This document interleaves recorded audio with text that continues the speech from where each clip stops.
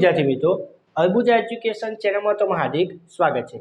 આગળના વિડીયોમાં આપણે જોયા દાખલા નંબર 2, બિલકુલ સેમ એ જ રીતે દાખલા નંબર 1 જોયો, દાખલા નંબર 2 જોયો, આજે એ જ રીતે જોવા છે દાખલા નંબર 3। નીચે દર્શાવેલ સંખ્યા અસમય છે તેમ સાબિત કરો।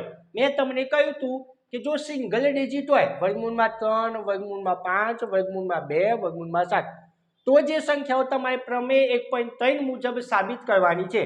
નહીતર જો ડબલ સંખ્યા હોય, આ રીતની સંખ્યાઓ હોય, એને તમારે પ્રમેય 1.3 મુજબ સાબિત કરવાની બિલકુલ જરૂર નથી, બરોબર। કારણ કે એ સંખ્યાને આપણે x ધારીને આપણે સાબિત કરીશું, એ રીત પણ માન્ય ગણી શકાય। ક્લિયર? તો આપણે જોશું પહેલા, તો પહેલું સ્ટેપ શું હતું, લખવું, ધારો કે 1/2 સમય સંખ્યા છે, બરાબર। પછી x બરાબર 1/2 સમય સંખ્યા છે। વર્ગમૂળવાળી સંખ્યા આપણે એકલી પાડવાની, શું પાડવાની છે? એકલી, બરોબર। કારણ કે વર્ગમૂળવાળી સંખ્યા જો સાબિત થઈ જાય તો આખી સંખ્યા સાબિત થઈ જાય। વર્ગમૂળમાં 2 ને અહીં લાવું અને x ને હું અહીં લાવું। ક્લિયર? વર્ગમૂળમાં 2 મેં ઉપર લઈ ગયા, x નીચે આવી ગયા, તો લખું વર્ગમૂળ 2 માં 1/x સમય સંખ્યા છે। ક્લિયર? હવે જો વર્ગમૂળમાં 2 અસમય સંખ્યા કે, કારણ કે 2 નું વર્ગમૂળ નીકળી શકશે નહીં, એ અસમય સંખ્યા, તો આખી સંખ્યા પણ કેવી સંખ્યા? અસમય સંખ્યા। તો હું લખું વર્ગમૂળમાં 2 એ અસમય સંખ્યા હોવાથી 1/2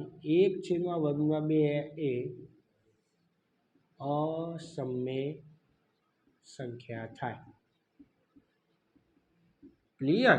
પડી ગઈ ખબર? તો એ જ રીતે અહીં જોઈએ, પહેલું સ્ટેપ શું, ધારો કે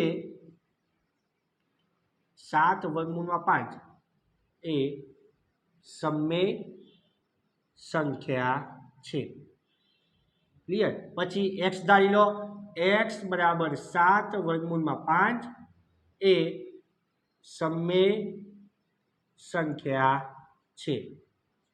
પછી શું કરો, આ વર્ગમૂળમાં 5 છે, વર્ગમૂળ 2 એકલી પાડો, તો એકલી પાડો 7 ગુણાકારમાં છે, અહીં આવશે તો ભાગાકારમાં, x/7 બરાબર વર્ગમૂળમાં 5 એ સમય સંખ્યા છે।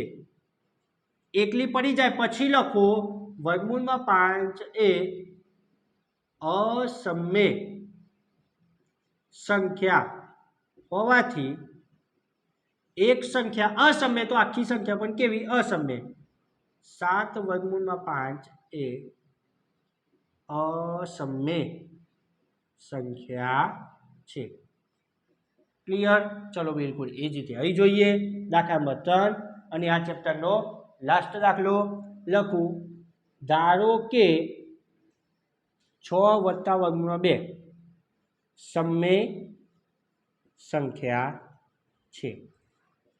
પછી x બરાબર 6+2 સમય સંખ્યા છે।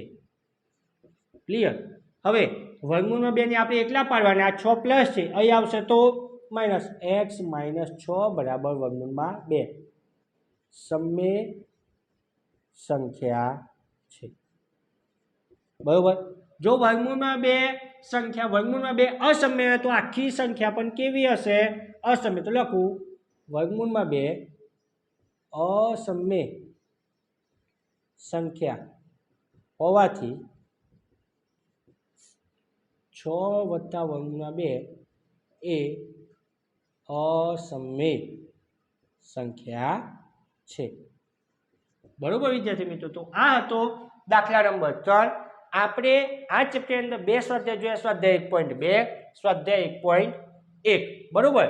તો આ 2 સ્વાધ્યાયની અંદર, સ્વાધ્યાય 1.1 ની અંદર ગુસાને લસાવાના દાખલા હતા, અંતિમ અંક શૂન્ય છે કે નહીં એ સમજતા, સ્વાધ્યાય 1.2 આખું પ્રમેય 1.3 મુજબ, અને x વાળા દાખલા ખાસ કરીને વિદ્યાર્થી મિત્રો તમારે સ્ટાન્ડર્ડ વાળા અને સ્ટાન્ડર્ડ મેથ્સની અંદર દાખલા પૂછાય તો આ ટાઈપના દાખલા પૂછાય છે 2 માર્કની અંદર। બરાબર. આ સ્વાધ્યાય પોઈન્ટ 2માંથી આ ટાઈપના દાખલા પૂછાય છે. બરાબર.